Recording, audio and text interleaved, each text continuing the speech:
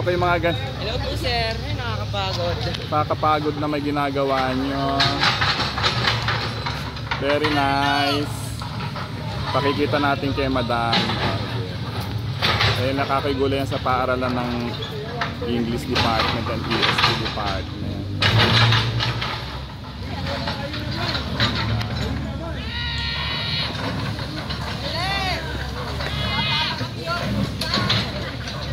Konti ng tamay pa. Anak ko sa all. Ma'am Lynn, kaway.